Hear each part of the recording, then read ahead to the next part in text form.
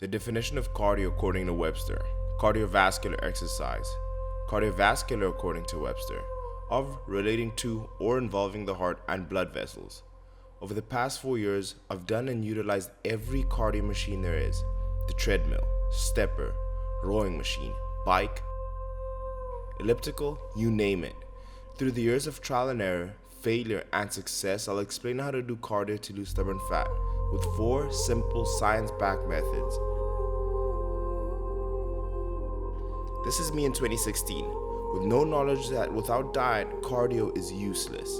This is me in 2017, where I combined my basic knowledge of cardio and diet.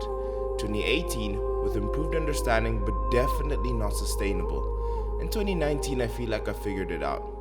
There's a massive debate on what's the most optimal cardio amongst the fitness and bodybuilding community. Even the researchers haven't figured it out. I have. So watch till the end of the video, but before we dive in, do me the favor and hit the like button. This should be the video that helps everyone searching for this kind of information. If you're new, subscribe and hit the bell button so you get a notification when I upload. Cardio. Millions of people around the world in the gym do cardio, but 4 months later still look the same. That is because they don't understand the idea of energy balance, that you need to be in a negative energy balance, or aka a caloric deficit. So after 500 calories worth of cardio, which is 30 minutes for me, a lot of people go home and don't have their diet in check. So 500 calories is equivalent to 3 bites, an entire Big Mac. So I could have this entire Big Mac in 3 bites and all of my cardio would be done. Нельзя есть Big Mac. No Big Mac. So you need to have your diet in check before you want to be able to get into your cardio. Step 1. Walking. At the end of the video, I'll give you an entire overview of my 16-week cardio program. The easiest cardio you can do that actually works: walking. To the general public, it doesn't qualify as cardio workout because, well, it's easy. And when it comes to exercise, easy is usually adequated to worthless. But what does the science say? A study conducted at California State University with college-aged men and women found that subjects that ran 10-minute miles burned 190 calories. Subjects that walked the 90-minute mile burned fewer calories, of course, but it's not as few as you may think: 111 calories. Walking may not burn as many calories, but the calories it does burn comes from primarily fat stores. A study conducted at the University of Texas Medical Branch showed that peripheral lipolysis was stimulated maximally at the lowest exercise intensity, and fatty acids released into plasma decreased with increasing exercise intensity. Girl! Walking. Super underrated, and as I did mention, that walking does primarily burn fat. And it's something that's extremely sustainable. I can walk every single day of the year. It has a lot of cardiovascular benefits. It also does help with decreasing your stress hormone, cortisol, which does affect muscle gain and fat burning. So if your cortisol levels are down, it's going to help you a ton, and it's something that I did. So I've been taking between 10,000 to 12,000 steps on this prep and make sure that I've been doing it, and it's something that I've implemented in terms of my regime. So I do say, I do recommend that you do implement walking. But let's go on to step number 2. Steady state cardio. If you're starting a diet, I highly recommend you start here. 1. To develop endurance. 2. Consistency is important in fat loss, and steady state cardio is much better in terms of adherence. It's simply unsustainable to sprint every day due to fatigue and wear and tear on your joints. Why this is so important in fat loss is maintaining a negative energy balance. Comparing 2017 and 2018, I was less consistent while only doing high intensity interval training, compared to 2019, where I primarily did steady state cardio and burnt more calories overall due to consistency. And point number 3, it's less impact on my performance in the gym, which allowed me to retain more muscle, which is ideally what we want. Step 2, light intensity steady state cardio, also known as LISS. So I've done my walking, I've done my 10 to 12,000 steps. The second thing I do, and this is my favorite form of cardio, and as you can hear, it's challenging. I put it at a 6-kilometer pace, and I put incline at maximum. This elevates my heart level above 140 beats per minute. It gets my sweat going, and this is very sustainable. It's not high impact, but it gets exactly what you need going.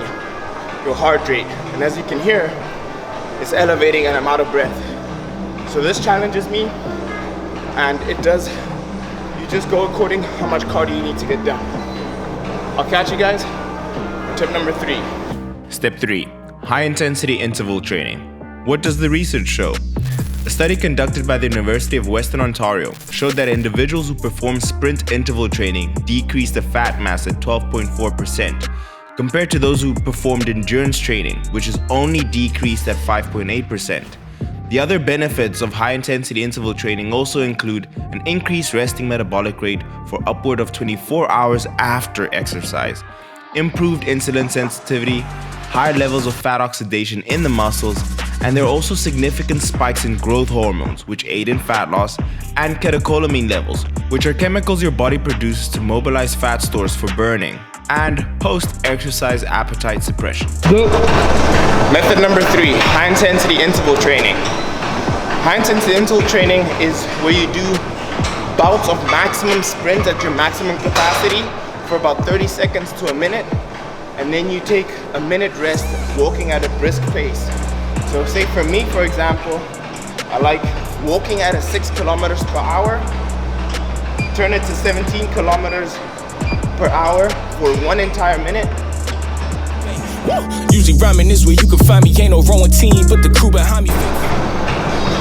And I do that for 30 minutes, so 15 sprints, or an hour, which would be 30 sprints. The answer, what is better between high intensity interval training and less? The answer is both. Having a good combination between the two will help you reach your goals, especially if you're trying to cross over from the 20% to the sub 10% realm. And I use the combination of both of those when I didn't have my leg days or a rest day of high intensity interval training and light intensity steady state. So using a combination of both is very sustainable. Tip number 4 is fasting. I absolutely love fasting. I fast within a 16-hour window period and eat within an 8-hour window period. Now within the 16 hours, I do my training and my cardio. I know it sounds crazy, but it does help. Now there has been evidence that shows that there's no difference between doing fasted cardio and fed cardio. However, there is a difference in terms of the type of fat that you burn. There's a study that was released that abdominal subcutaneous blood flow is increased by 50% in the presence of unchained glycerol concentrations, indicating stimulated abdominal lipolysis. Catecholamines are elevated when the insulin is very low, and having that extra blood flow to your abdominals helps those catecholamines to mobilize the fat cells that you have around your stomach. So the stubborn fat you have around your stomach, I have an improved rate of losing that fat within there when I do fasted cardio.